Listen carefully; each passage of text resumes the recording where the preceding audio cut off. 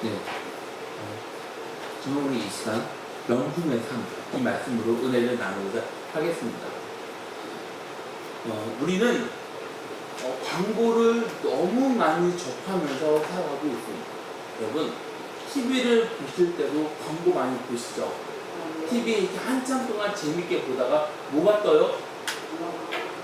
60초 후에 듣겠습니다. 그리고 4주 후에 듣겠습니다. 이런 거에 우리 많이 볼 수 있잖아요. 고속도로를 다니다 보면은 고속도로에 세워진 광고를 보게 됩니다. 근데 그 광고에는 이런 글이 붙어져 있었습니다. 당신은 최고의 명품입니다. 당신은 우리 회사 명품 TV를 봐줘야 합니다. 이런 문구가 있었습니다. 명품이란 말은 우리 마음을 자극시키지 않습니까? 우리는 명품을 중요하게 생각하면서 상대방의 시선을 굉장히 신경 쓰면서 살아가고 있지 않습니까? 우리는 명품을 구매하기 위해 노력을 굉장히 많이 합니다. 왠지 우리가 명품을 사용하고 명품 아파트에 살고 명품 음식을 먹게 된다 하면은 우리는 어떤 삶을 살아간다고 생각하십니까? 명품의 삶을 살아간다고 생각하고 있지 않습니까? 근데 그거는 착각입니다. 여러분, 우리가 아무리 명품으로 우리 몸을 도배하고 우리 삶을 그렇게 한다 해도 우리 삶은 명품이 되지 않습니다. 그럼 어떻게 하면 우리 삶이 명품이 될 수 있을까요? 명품에는 특징이 있습니다. 그 특징은 다른 제품하고 차이가 나는 차별성이 있어야 됩니다. 차별성. 여러분, 명품이 뭡니까? 명품하고 일반 제품하고 디자인이 좀 같습니까? 짝퉁이 있죠. 근데 짝퉁하고 진품은 차이가 납니다. 그럼 재질은 같을까요? 아니요, 다릅니다. 그래서 일반 제품하고 명품은 구별할 수 있습니다.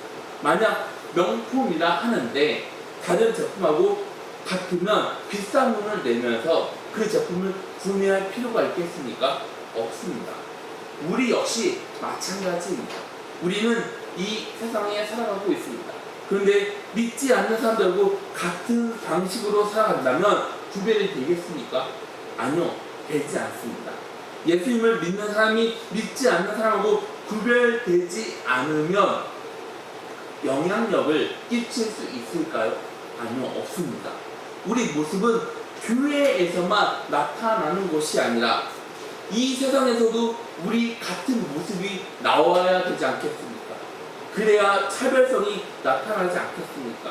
우리가 이렇게 살아가면서 믿지 않는 사람들을 우리를 보면서 달라도 뭐가 다르긴 하구나 이렇게 말하지 않을까요?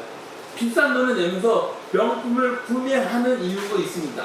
구매하면서 명품을 뭐가 달라도 너무 달라. 역시는 역시야. 이렇게 말하지 않겠습니다. 주님은 믿는 우리에게 뭐라고 말씀하셨습니까? 너희는 세상의 빛과 소금이다. 그러면서 어둡고 부패한 이 세상의 빛과 소금으로 살아가라고 말씀하십니다. 바꿔서 말하면 이 세상에서 명품의 삶을 살아가라고 말씀을 하신다는 것입니다. 예수님을 믿는 삶은 뭡니까?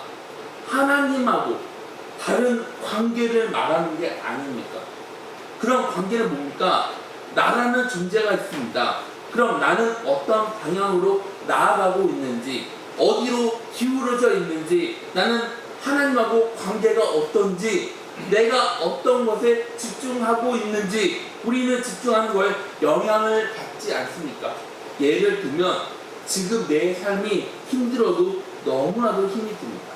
지금 내 삶은 어둡고 빛이 보이지 않는 상황입니다. 한치 앞을 볼 수 없는 막막한 상황입니다. 우리는 빛을 만들 수 없습니다. 우리는 빛을 만들 능력이 없습니다. 그런데 사람들은 뭐라고 합니까? 내가 노력하면 길을 만들 수 있어. 지금 고생하잖아? 그럼 나중에 편안한 삶을 살아갈 수가 있어. 그래서 이런 말을 합니다. 아프면 청춘이야. 누가 그런 말 합니까? 여러분, 아프면 청춘입니까? 아프면 병원 가야죠. 안 그래요? 여러분, 우리는 여러분도 그렇게 생각하십니까? 여러분은 여러분의 미래를 여러분이 바꿀 수 있다고 생각하십니까? 여러분, 우리에게는 우리 미래를 바꿀 수 있는 능력이 없습니다. 그래서 우리 삶에 빛을 비춰주고 빛으로 우리 삶을 인도해주고 그런 분을 우리가 의지해야 되는 게 당연하지 않습니까? 여러분의 삶은 어떻습니까? 여러분의 삶은 명품이십니까? 아니면 동대문 시장에서 판매하는 골라 싸다 이런 삶을 살아가고 계십니까? 하나님은 우리를 어떻게 부르셨습니까? 명품의 삶으로, 명품의 인생으로 우리를 불러주셨습니다. 그래서 말씀에서는 뭐라고 말합니까? 베드로전서 2장 9절 말씀입니다. 그러나 너희는 택하신 족속이요 왕같은 제사장들이요 거룩한 나라요 그의 소유가 된 백성이 이는 너희를 어두운 데서 불러내어 그의 기이한 빛에 들어가게 하신 이의 아름다운 덕을 선포하게 하려 하십니다. 하나님은 우리를 최고의 명품으로 만들어 주셨습니다. 그래서 우리는 하나님의 부름에 순종해 나아가야 하는 것입니다. 하나님의 부름에 순종할 때 우리 삶을 명품의 삶을 살아갈 수 있게 되는 것입니다. 그럼 명품인지 명품이 아닌지는 누가 평가합니까? 사람들이 평가합니까? 아닙니다. 하나님이 평가하십니다. 오늘 말씀 명품의 삶이 뭔지를 알려줍니다. 우리가 하나님에게 순종할 때 참된 의미가 있습니다. 솔로몬은 하나님이 베풀어 준 은혜를 알았습니다. 그래서 12절부터 14절에 뭐라고 말합니까? 사람들이 사는 동안에 기뻐하며 선을 행하는 것보다 더 나은 것이 없는지를 내가 알았고 사람마다 먹고 마시는 것과 수고함으로 낙을 누리는 그것이 하나님의 선물인 줄을 또한 알았도다. 하나님이 행하시는 모든 것은 영원히 있을 것이다. 그 위에 더할 수도 없고 그것에서 덜할 수도 없나니 하나님이 이같이 행하심은 사람들이 그의 앞에서 경외하게 하려 하시는 줄을 내가 알았다. 하나님이 우리한테 베풀어 주신 은혜를 깨달았을 때 하나님한테 순종의 삶을 살아갈 때 그럴 때 우리 삶은 명품의 삶을 살아갈 수 있게 될 줄 믿으시기 바랍니다. 우리 사랑하는 성도 여러분, 우리가 명품의 삶을 살아가기를 주님의 이름으로 소망합니다. 그럼 어떻게 하면 명품의 삶을 살아갈 수 있을까요? 하나님이 주는 기쁨을 누리며 이 세상을 이길 수 있습니다. 12절부터 13절 말씀에 보면 사람들이 사는 동안 기뻐하며 선을 행하는 것보다 더 나은 것이 없는 줄 내가 알았고 사람마다 먹고 마시는 것과 수고함으로 낙을 누리는 그것이 하나님의 선물인 줄도 또한 알았고 하나님은 모든 때를 정하셨습니다. 사람은 어떻게 하면 행복하다고 말합니까? 먹고 마시면서 살아가는 것을 행복이라고 생각하지 않나요? 그런데요, 하나님이 준 것, 그걸로 기쁨으로 살아가라고 말씀하십니다. 삶이 허무하고 내세울 게 없던 솔로몬이 깨달은 게 뭡니까? 어떻게 살아가는 것이 행복인가? 솔로몬은 명품의 삶에 대해서 말합니다. 그런데 명품의 삶을 살아가면서 어렵고 힘들고 고통 시간이 있지만 기쁘게 살아갈 수 있다고 말합니다. 그럼 어떻게 하면 이길 수 있을까요? 기쁨은 이 세상을 이기는 능력이라는 것입니다. 솔로몬은 모든 것을 누렸던 사람입니다. 하나님이 우리에게 준 삶이 바로 하나님의 선물이라는 것입니다. 하나님은 아침을 우리에게 선물로 주셨습니다. 그리고 하나님은 저녁에 우리한테 뭘 줍니까? 잠이란 선물을 우리에게 주지 않았습니까? 하나님은 사랑하는 사람들에게 잠이란 보약을 주셨습니다. 시편 127편 2절 말씀을 보면 너희가 일찍이 일어나고 늦게 누우며 수고의 떡을 먹으며 헛되도다. 그러므로 여호와께서는 그의 사랑하시는 자에게는 잠을 주십니다. 우리의 삶은 보장됐습니까? 아니요, 보장되지 않았습니다. 우리는 하루라는 매일 선물을 받은 사람들입니다. 우리는 밤에 잠을 잡니다. 아침에 일어나는 것이 바로 하나님의 선물이라는 것입니다. 우리가 아침에 눈을 뜬다, 이 얼마나 감사합니까? 새벽에 일어나서 하나님 감사합니다. 여러분에게 주어지는 시간 당연합니까? 여러분한테 주어지는 시간이 당연하게 주어지는 겁니까? 아닙니다. 시간이 우리한테 주어지는 건 하나님의 최고의 선물이라는 것입니다. 이제 하나님으로부터 텔레파시가 왔는데 여러분들 하나님하고 교류를 잘 하시길 바랍니다. 그래서 우리는 매일같이 기쁘게 삶을 살아가야 하는 것입니다. 그럼 왜 기쁠까요? 왜 그럴까요? 하나님은 우리가 기쁘게 살아가는 것을 원하십니다. 예수님이 뭐라고 말합니까? 요한복음 16장 22절 말씀을 보면 지금은 너희가 근심하나 내가 다시 너희를 부리니 너희 마음이 기쁠 것이요 너희 기쁨을 빼앗을 자가 없으리라. 기쁨은 우리 마음에 뭐가 있습니까? 벅찬 느낌이 있지 않습니까? 여러분, 우리 마음이 벅차잖아요? 그럼 우리 얼굴에는 뭐가 나타날까요? 기쁨이 나타나지 않겠습니까? 그럼 우리는 기쁨을 어떻게 하면 얻을 수 있을까요? 성경에서 기쁨을 어떻게 얻는다고 합니까? 하나님의 은혜로 주어지는 것입니다. 하나님의 주신 기쁨의 은혜를 간직하려면 우리는 기쁨을 빼앗기지 않는 사람이 되어야 하는 것입니다. 이 세상을 이기는 능력, 기쁨으로 살아가기 위해서라면 하나님과의 관계를 유지해야 하는 것입니다.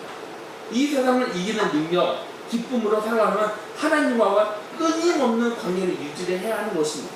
그럼 왜 그럴까요? 하나님 안에 기쁨, 즐거움이 있습니다. 그래서 시편 16편 11절에는 이렇게 말합니다. 주께서 생명의 길을 내게 보이시리니 주의 앞에는 충만한 기쁨이 있고 주의 오른쪽에는 영원한 즐거움이 있나이다. 여러분, 하나님과의 관계를 유지하잖아요. 그럼 우리 모든 것이 변합니다.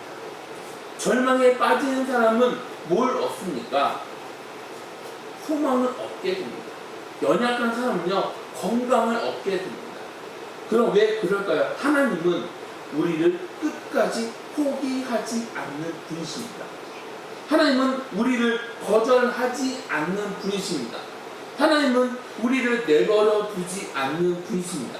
그래서 찬송가에 보면은 어떤 노래가 있습니까? 나의 영원하신 기억. 찬송을 보면은 그 노래 어떻게 하죠? 나의 영원하신 기억. 원하신 기억 생명보다 귀하다. 나의 갈길 나가도록 나와 동행하소서. 주께로 가까이 주께로 가오니 나의 갈길 나가도록 나와 동행하소서. 이렇게 하나님과의 관계를 유지하잖아요. 그럼 우리한테 뭐가 넘치겠습니까? 기쁨이 넘칩니다. 여러분, 하나님이 우리에게 주는 기쁨이 이 세상을 이깁니다. 기독교는 율법적인 명령을 하지 않습니다. 나는 죄를 짓지 않는 사람이야. 내가 죄를 짓잖아? 그럼 형을 깨물어서 죽어야지. 이게 아닙니다. 이 세상을 이기는 강력한 무기는 뭡니까? 하나님이 주는 기쁨이면서 즐거움이지 않습니까? 하나님의 뜻은 뭡니까? 우리가 기쁘게 살아가는 것입니다. 그래서 말씀에 뭐라고 합니까? 데살로니가전서 5장 16절부터 18절 말씀을 보면 항상 기뻐하라, 쉬지 말고 기도하라, 범사에 감사하라. 이것이 그리스도 예수 안에서 너희를 향하신 하나님의 뜻입니다. 여러분, 기쁨이 넘치면 기도하게 됩니다. 기쁨이 넘치면 감사하게 됩니다. 기뻐하면 자동으로 기도하고 찬송하게 되어 있습니다. 하나님이 우리에게 주신 은혜로 기뻐하면서 살아갈 때 우리는 이 세상을 이길 수 있습니다. 이기는 능력이 있게 되는 것입니다. 우리는 예수 그리스도를 통해 죄의 문제 해결받았습니다.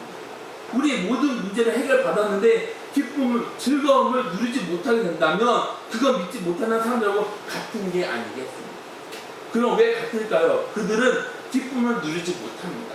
기쁨을 누리지 못해 어둠 속에서 살아가고 있는 게 아니겠습니까? 여러분, 우리가 소중하게 생각하는 게 뭡니까? 우리가 가장 중요하게 생각하는 물건을 잃어버릴 때 우리는 어떻게 합니까? 밤새도록 그를 찾으려고 하지 않습니까? 근데 우리 찾으면 기쁘죠? 내가 소중하게 생각하는 물건을 잃어버렸습니다. 그럼 그 중요한 물건을 찾기 위해 밤새도록 그 물건을 찾는데, 그런데 나하고 상관없는 사람들은 뭐라고 합니까? 보험에 신고해요. 보험에 신고하면 보상해줘요. 여러분, 보상 받지만 기쁠까요? 아니요, 기쁘지 않습니다. 우리 역시 마찬가지입니다. 우리는 잃어버린 경험 누구나 다 있습니다. 만약 길을 잃어버려서 헤매고 있습니다. 그러다 모르는 사람을 만나면 어떻게 합니까? 불안하지 않나요? 두렵지 않나요? 그런데 우리가 어디에서 왔고 어디로 가야 할지 모르면 우리는 기쁘지 않습니다. 그런데 우리가 어디에서 왔고 어디로 가야 할지를 정확하게 알면 어떻습니까? 기쁘지 않나요? 우리는 항상 기뻐할 수 있는 비결은 뭡니까? 내가 자유로울 때 기쁘지 않습니까? 내가 죄에 눌려 있었습니다. 그렇게 나를 괴롭히고 나를 억눌렸던 죄로부터 용서를 받았습니다. 그럼 기쁘면서 자유를 누리면서 살아갈 수 있지 않겠습니까? 내 얼굴 이미 결정됐습니다. 결정된 내 얼굴 돈으로 고칠 수 있습니다. 그런데 여러분, 결정된 걸로 시간을 낭비하지 마시기를 바랍니다. 저는 성이 최씨입니다. 그럼 여러분, 제 성을 바꿀 수 있습니까? 아니요, 바꿀 수 없습니다. 앞으로 우리가 어떻게 살아가는지 중요하지 않습니다.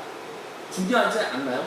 과거 돌이킬 수 없습니다. 오늘 나에게, 여러분에게 주어진 삶은 하나님의 은혜인 줄 믿으시길 바랍니다. 우리는 하나님의 준 은혜 가운데 기뻐하면서 살아가야 되지 않겠습니까? 우리는 전도하길 바랍니다. 전도하길 원합니다. 그런데 여러분, 전도 쉬웁니까? 아니요, 어렵습니다. 그럼 왜 어렵습니까? 전도가 어려운 이유가 뭡니까? 가만히 있습니다. 가만히 있습니다. 움직이지 않습니다. 사람들하고 만나는데 어떤 얘기를 합니까? 예수님 얘기를 합니까? 아니요. 그 어떤 얘기를 합니까? 이 세상적인 얘기만 나누고 있지 않습니까? 사람들이 나한테 다가오기만 바랍니다. 그렇게 하는데 전도가 될까요? 아니요, 되지 않습니다. 그럼 전도는 누가 할 수 있을까요? 하나님께서 주는 기쁨을 맛보는 사람만이 할 수 있게 되는 것입니다. 성령님이 주는 기쁨이 없으면 전도할 수가 없습니다. 그럼 전도할 수 있는 이유는 뭡니까? 내가 기쁘지 않습니다. 여전히 내 방식대로 살아갑니다. 내 방식대로 살아가면 내 얼굴에는 어떤 표정이 나옵니까? 어두운 표정이 나오게 되는 것입니다. 내 얼굴에 기쁨이 없습니다. 내가 이런데 같이 교회 갑시다 이렇게 말할 수 있을까요? 아니요, 못합니다. 그런데 하나님의 은혜로 전도를 하게 되었습니다. 내가 전도하는 하나님의 교회에 나왔습니다. 그럼 감사하죠? 감사하지 않나요? 감사하죠. 감사한데 그 사람한테 일일이 하나부터 열까지 다 간섭을 합니다. 내 방식을 계속해서 끊임없이 강요를 합니다. 이거는 이렇게 해야 돼. 헌금은 얼마 내야 돼. 예배 빠지면 안 돼. 예배 빠지면 그건 그리스도인이 아니야. 헌금 얼마 해야 돼. 예배 빠지면 하나님 기뻐하지 않으셔. 내가 그렇게 하고 있어. 이렇게 해야 하나님이 기뻐하셔. 여러분, 정말 그럴까요? 아닙니다. 우리는 나라는 가면을 벗어야 됩니다. 나라는 가면을 우리는 벗어야 됩니다. 우리는 종교적인 율법적인 가면을 벗어야 합니다. 우리는 내가 선생이야 하는 그런 가면을 벗어야 됩니다. 우리는 강요하면 안 됩니다. 성령님이 안에 들어가서 역사를 해야 하는 것입니다. 성령님이 안에 들어가면 우리가 하지 마 이렇게 말해도 알아서 하게 됩니다.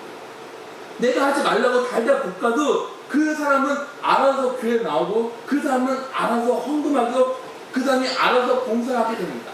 그래서 우리는 간섭할 이유 하나도 없습니다. 우리는 간섭하지 않아도 됩니다. 우리가 간섭하면 그 사람은 상처를 받아 교회 나오는 게 어려워질 수밖에 없는 것입니다.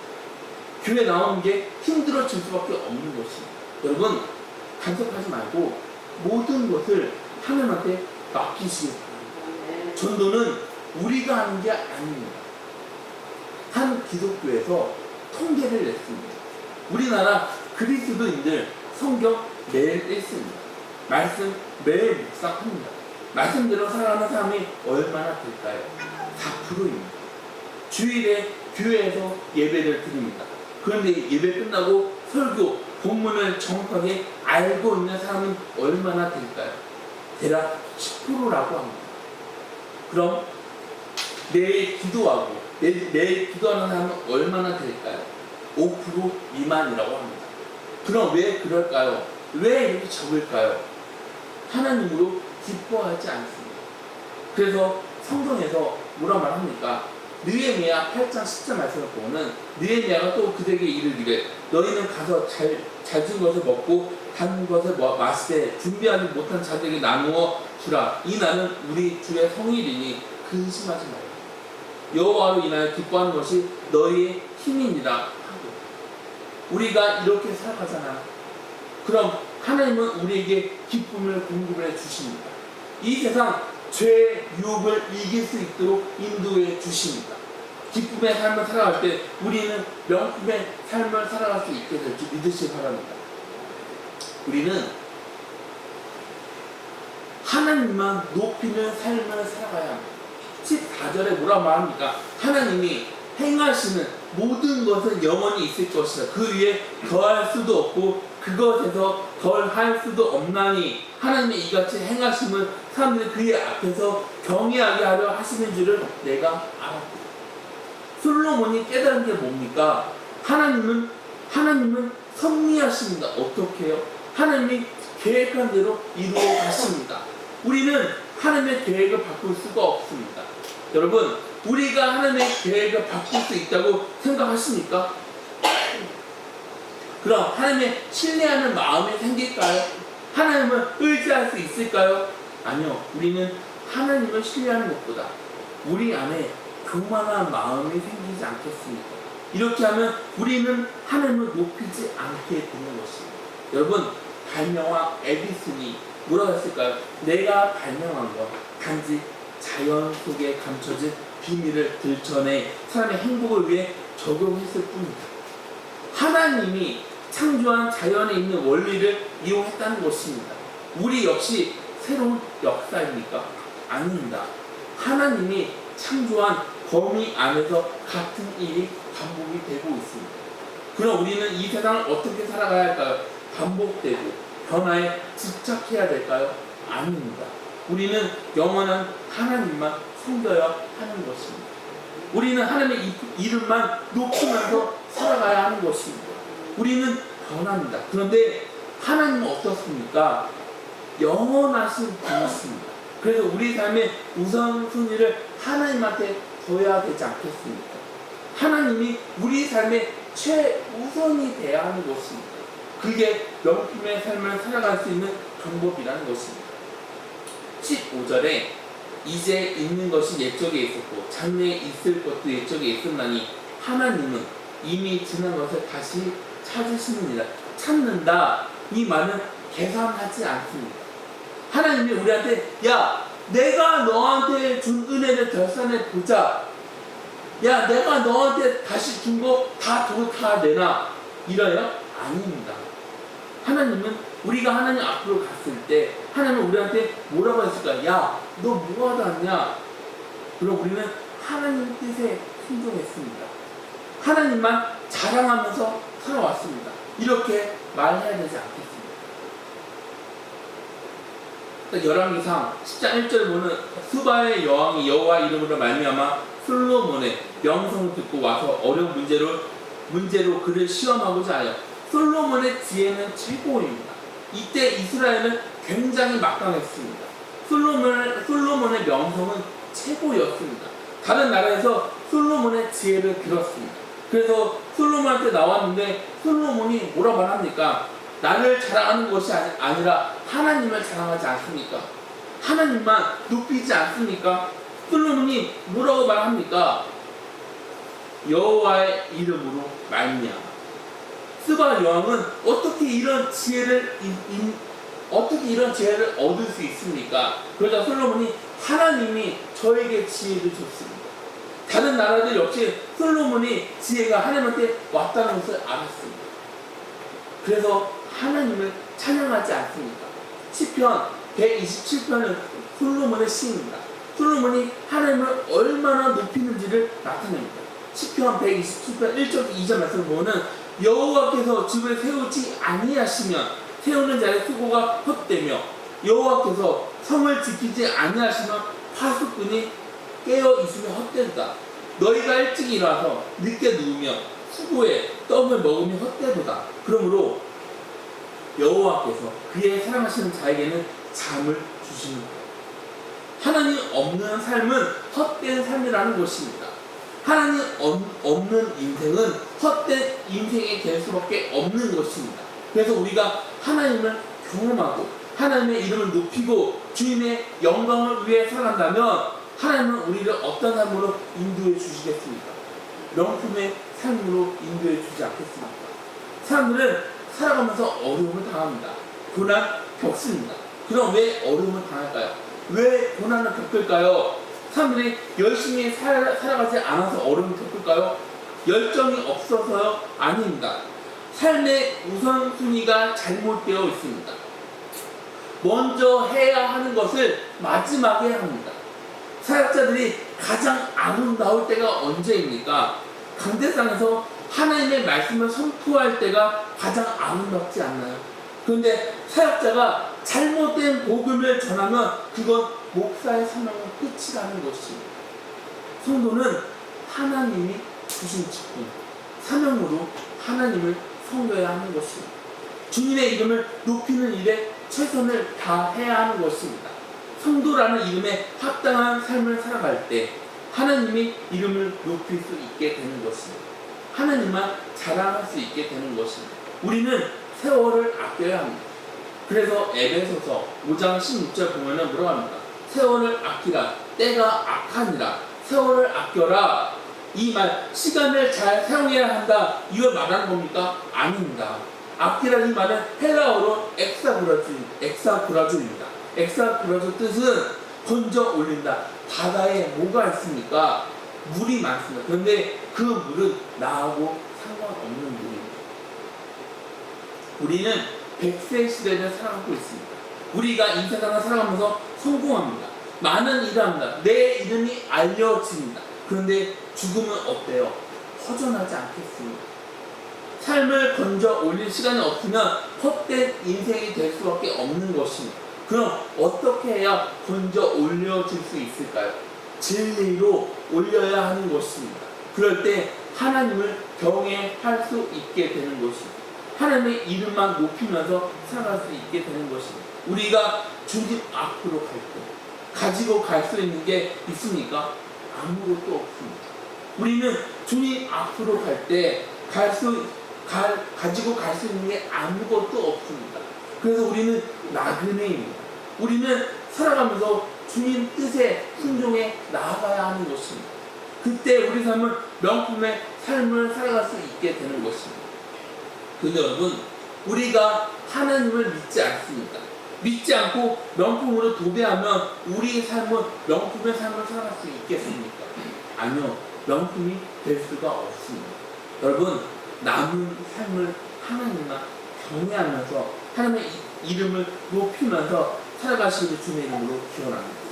우리가 그렇게 살아갈 때 하나님은 우리 삶을 가장 가치 있는 삶, 명품의 삶으로 바꿔 주실 수 믿으시기를 주의 이름으로 축원합니다.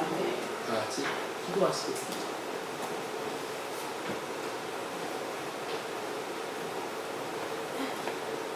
하나님 말씀 주님, 아버지, 우리는 살아가면서 어떤 것에 최우선순위를 둬야 하는데 우리는 최우선순위를 마지막에 하나님, 저 너무 어려워요.